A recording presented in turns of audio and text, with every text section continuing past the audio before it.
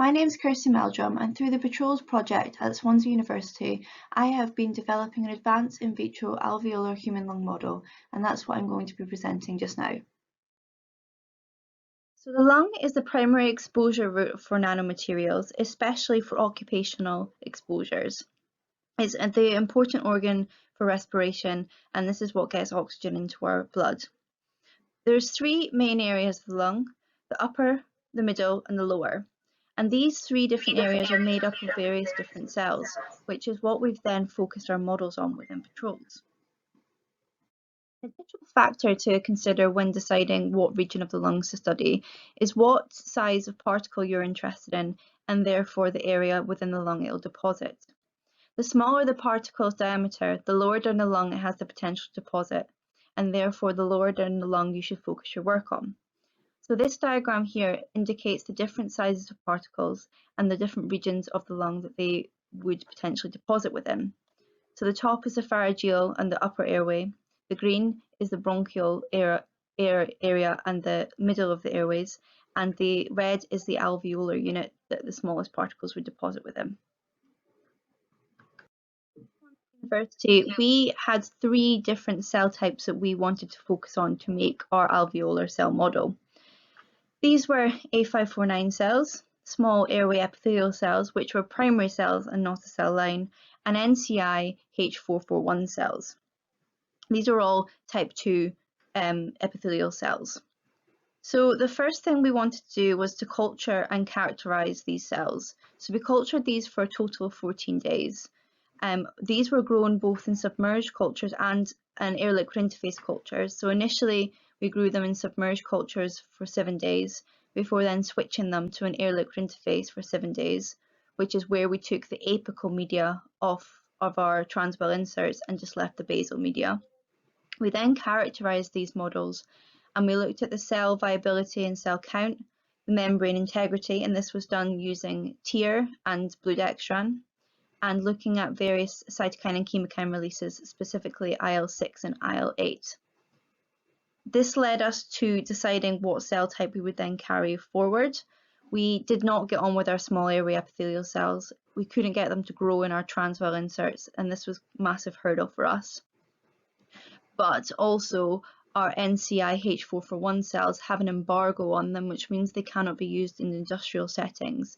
So therefore, within this Patrols project, we took the A549 cells forward onto our next steps of nanomaterial testing. So, building the model. This is a quick overview of what our end A549 and macrophage model looks like as a cartoon. So we have our A549 cells in the blue and our macrophages in the purple. Now that we have our model and we've allowed it to acclimatise to the air liquid interface for 24 hours, there are various exposure methods that we can implement. The traditional and most commonly used exposure method is a submerged exposure. This is where the whole of the apical side of the membrane is filled with media with our chemical or particle of interest and exposed to the cells that way. The next method, which is slightly more physiologically relevant, is the quasi-alley exposure. This is where a specific volume of media is placed onto the apical surface of the membrane, but does not cover the whole surface, and therefore is quasi-exposed to the membrane. The next two exposure methods are more advanced and again try to replicate more of a physiological exposure method. This is both the dry powder exposure and the liquid aerosol exposure. These have now both been obtained by Swansea University, and we look forward to actually implementing them within our work. So there's different type of engineered nanomaterials that we have been using throughout the Patrols project, and specifically these ones have been focused on for the in vitro lung model we've been using. For this presentation, I'm going to focus specifically on this silica DQ12, which has been provided to us by IOM. The concentrations that we have used have been extrapolated from in vivo data. Using this historic animal data, we've been able to come up with concentrations that are relevant to an in vitro model. And we've dispersed these protocols using the nanogene-tox dispersion protocol. So an example of these DQ12 exposures is a single DQ12 exposure. We exposed an A549 monoculture and an A549 co-culture to a single exposure of DQ12 and analysed any differences at 24 hours, 48 hours and 72 hours post-exposure. For our monoculture, we detected no changes in membrane integrity or cellular viability.